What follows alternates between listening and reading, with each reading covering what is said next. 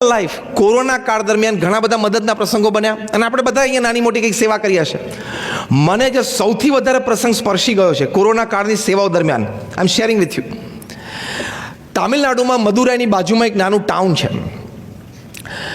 પહેલો લોકડાઉન નક્કી થયો આઈ થિંક 24 એપ્રિલ 2020. એટલે બધા માઇગ્રન્ટ વર્કર્સ તામિલનાડુ છોડીને ઓરિસ્સા, બિહાર, ઉત્તર પ્રદેશ પાછા જતા હતા. ત્યાં એક બાર્બરની શોપ હતી રોડ ઉપર જ, એટલે હેર કટિંગ સલૂન હતું. એમની નાની 13 વર્ષની દીકરી એ જોયા કરે, કારણ કે નીચે સલૂન હતું, ઉપર રૂમ કે બાજુની રૂમમાં ફેમિલી રહેતું હતું. એટલે જોયા કરે કે આ બધા માઇગ્રન્ટ વર્કર્સ જાય છે, ઘણા બિચારા ચંપલ નથી પહેર્યા અને જેટલું ખભા પર ઉચકી શક્યા ઘર વખરી પતિ પત્નીનો સંતાનો લઈ શકે જાય છે. અને ઘણાના ચહેરા બિચારા થાકી ગયા હતા, મૂર્છાઈ ગયા હતા, ભૂખ્યા હતા. આ 13 વર્ષની દીકરી ભણવામાં હોશિયાર, એની ઈચ્છા હતી કે મારે યુપીએસસી ક્લિયર કરીને મારે પબ્લિક સર્વિસીસ કરવી છે. એટલે આ એમના પિતાશ્રી, બાળકીના પિતાશ્રી, એમણે બહુ મહેનત કરીને 5 લાખ રૂપિયાની એફડી બનાવેલી કે આ દીકરીના ભણતર માટે. દીકરીના ખબર, દીકરીએ જઈને પપ્પાને કીધું, પપ્પા મારી એક વિનંતી છે. એટલે પપ્પાએ કીધું શું? કે આપણે આ જે 5 લાખની જે એફડી છે ને એ આપણે અત્યારે વાપરી કાઢીએ. બિચારા લોકો જાય છે, નાના સંતાનો છે, એ લોકો પાસે જમવાનું કંઈ છે નહીં, તો આપણે 5 લાખ રૂપિયાનું અનાજ લાવીએ અને એ અનાજમાંથી મોહલ્લાના, સોસાયટીના બધા બહેનો ભેગા થઈને આપણે ભોજન પકાવીએ અને પછી એના પેકેટ્સ કરીને આપણે આ બધા માઇગ્રન્ટ વર્કર્સને આપીએ. એના પિતાશ્રીના માતૃશ્રીના આંખમાં આંસુ આવી ગયા કે બેટા પણ હવે આ મારી પાસે એક જ મૂડી છે તને ભણાવવા માટેની. ત્યાં દીકરીએ કહ્યું, કેવા સંસ્કાર હશે ને, કે પપ્પા એ તો કદાચ ફરી વખત મળી રહેશે, પણ આ સેવા આપણા દેશવાસીઓની આપણને ફરી વખત નહીં મળે. અને આપણા ઘરની આગળથી આટલી મોટી લાઈન ઉઘાડા પગે ભૂખ્યા પેટે જતી હોય એ આપણાથી જોવાય નહીં. એને ફાધરે કીધું ઓકે. એટલે એ લોકોનું અનાજ લાવ્યા, મોહલ્લાના બધા સોસાયટીના બધા બહેનો ભેગા થઈને રસોઈઓ કરી, પેકેટ્સ કર્યા અને બધા રોડ ઉપર ડિસ્ટ્રીબ્યુટ કરી દીધા અને 5 લાખ રૂપિયા વપરાઈ ગયા. આ સ્ટોરી લોકલ ન્યૂઝપેપરમાં પબ્લિશ થઈ. એટલે આગેવાનો બધા એ દીકરીને મળવા માટે આવ્યા. તામિલનાડુના ચીફ મિનિસ્ટર પણ એમને મળવા માટે આવ્યા. એ વખતે અત્યારે છે એના આગલા ચીફ મિનિસ્ટર હતા પલાની સ્વામી, એ એમને મળવા માટે રૂબરૂ આવ્યા. હવે ચીફ મિનિસ્ટર ઘરે મળવા માટે આવ્યા દીકરીને, એટલે પાછી ન્યૂઝ ફ્લેશ થયા અને ચીફ મિનિસ્ટર ત્યાંથી જાહેરાત કરી દીધી કે આ દીકરીને જેટલું ને જ્યાં ભણવું હોય તામિલનાડુ ગવર્મેન્ટ સ્પોન્સર કરશે. અહીં તો વાર છે, તમે જો કેટલું થાય છે સેવાથી. આ વાત ન્યૂઝમાં રિફ્લેક્ટ થઈ એટલે માનનીય પ્રધાનમંત્રી શ્રી નરેન્દ્ર મોદીની ટીમને ખબર પડી ને એમને ખબર પડી. એટલે મોદી સાહેબે આ દીકરીની વાત મન કી બાતમાં લીધી. મન કી બાતમાં દીકરીની આ સ્ટોરી રિફ્લેક્ટ થઈ એટલે સ્ટોરી ગઈ યુનેસ્કોમાં, યુનાઇટેડ નેશન્સમાં. એટલે યુનાઇટેડ નેશન્સના સાઉથ ઇસ્ટ એટલે એશિયા પેસિફિક રિજનના ડિરેક્ટર દિલ્હી બેસે, એ દોડીને તામિલનાડુ ગયા ટુ મીટ ધીસ ગર્લ. અને એને મળી નાખી, એની પાસે સ્ટોરી સાંભળી, ફોટોગ્રાફી કરી, વિડીયોગ્રાફી કરી. અને 15-25 દિવસ પછી યુનાઇટેડ નેશન્સમાંથી આ દીકરીને ઓફર આવી કે ફોર ધ યર 21, 22, 23, 3 વર્ષ માટે યુનેસ્કોની ફૂડ ફોર પુઅરનો જે પ્રોગ્રામ છે એની માટે you are our international ambassador.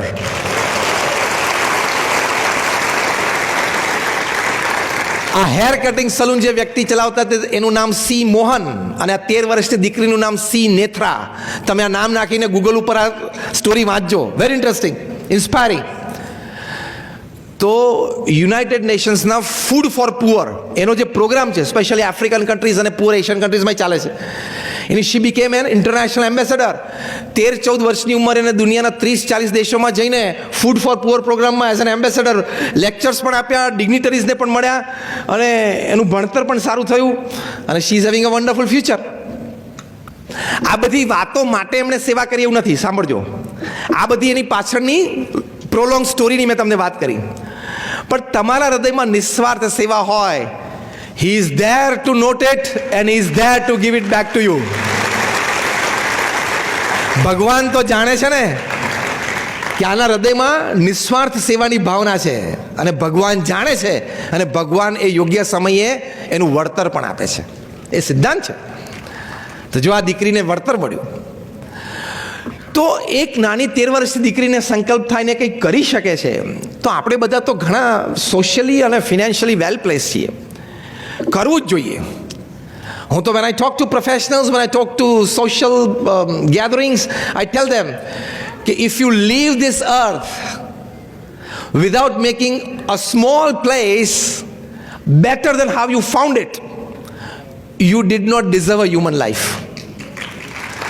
તમે પૃથ્વી છોડો એ પહેલાં એક નાનું સ્થળ એ તમે જે જોયું હતું એના કરતાં વધારે સારું તમે ન બનાવ્યું, અથવા થોડા જીવન તમે વધારે સારા ન બનાવ્યા તો તમને મનુષ્ય જીવનનો અધિકાર નહોતો. ખાવું પીવું ને ફરવું તો કૂતરાના ગધેડાઈ કરે છે. એ બિચારા શેરીઓમાં ફરે ને તમે ડિઝની વર્લ્ડમાં ફરો. It makes no difference. It is animal life. કૂતરા શેરીઓમાં ફરે ને આપણે ડિઝની વર્લ્ડમાં ફરીએ. ફરવાનું તો એ જ થયું ને. એ લોકોને લાલ લોહી છે ને આપણે લાલ લોહી છે. કૂતરાને ગધેડાઈ ખાય છે ને આપણે ખાઈએ છીએ. એ બાલ બચ્ચા કરે છે, આપણે બાલ બચ્ચા કરીને મોટા કરીએ છીએ. If you don't contribute to the society, it is nothing less than an animal life. Contribution આપવું જ જોઈએ. હમણાં રતન ટાટા, હમણાં એમ તો 7-8 વર્ષ થાય, કોન્વોકેશન ડેમાં એમને બહુ સરસ વાત કરેલી. બી સ્કૂલનું કોન્વોકેશન ડે હતું, એમાં રતન ટાટાએ કહ્યું, બહુ જ સરસ વાક્ય બોલ્યા ફ્રેશ ગ્રેજ્યુએટ્સને, કે out of my more than 60 years of experience in the corporate world, I am sharing with you. આ કેવડી મોટી વાત કહેવાય. રતન ટાટા બોલ્યા, હું એમને શબ્દશઃ અને અક્ષરશઃ કોટ કરું છું, સુંદર ઉપદેશ આપ્યો આ બી સ્કૂલના ગ્રેજ્યુએટ્સને. એ બોલ્યા કે don't count your success on the amount of money that you have in your bank account. Don't count your success on the number of relationships in the social network that you have. Don't count your success on the post, position and powers that you will achieve in future in your life. But, હવે સાંભળજો, બહુ સરસ બોલ્યા, but count your success on the number of lives that you enriched in your journey as a human being upon this earth. Ratan Tata એમને કહ્યું કે તમે તમારી સફળતા તમારા બેંક એકાઉન્ટ તગડું બને એની ઉપર ના માનતા. તમે સોશિયલ નેટવર્ક તમારું કેટલું વધાર્યું એની ઉપર તમારી સફળતા નથી. તમને પોસ્ટ પોઝિશન પાવર મળે એની ઉપર તમારી સફળતા નથી. પણ તમારી સફળતા શેની ઉપર છે કે તમારા જીવનકાળ દરમિયાન તમે જે 70-80 વર્ષ પૃથ્વી ઉપર જીવ્યા એ દરમિયાન તમે કેટલાના જીવન ઉન્નત કર્યા, વિચારો અને વર્તન શીખવાડીને, એ તમારી સક્સેસ સ્ટોરી છે. બાકી તો ખબર છે ને, પૃથ્વી પરથી રોજ 1.5 લાખ જાય છે.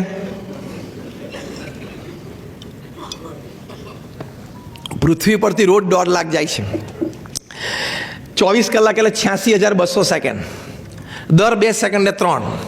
આપણે પ્રવચનની શરૂઆત કરી એક્ઝેક્ટ 1 કલાક થયો. 10:05 શરૂઆત કરી હતી, 11:05 થઈ, એટલે 60 મિનિટ એટલે 3600 સેકન્ડ. 5,500 લોકો પૃથ્વી પરથી જતા રહ્યા. આ છેલ્લા કલાકની જ વાત કરું છું. અને ભગવાનની ઈચ્છા હોય ને આવતીકાલનું ફૂલ ફોકસ મુલુંદ ઉપર મૂકી દેતો કે આપણે આજનું પિકઅપ ક્યાંથી રાખવું છે, તો વારો આવી જાય છે કેમ નહીં? કેટલાની વહેલો આવી જાય ને મારો તો. એટલે વડીલનો વહેલો આવે સવારે 5 વાગે, સવારે પહેલો. Take it lightly. What I mean to say is કે પૃથ્વી ઉપરથી રોજ 1.5 લાખ માણસ જાય છે, એમાં એક દિવસ આપણે પણ જવાનું છે ને જશું. જીવનમાં સંતોષ થાય એવું કંઈક જીવન જીવવું જોઈએ.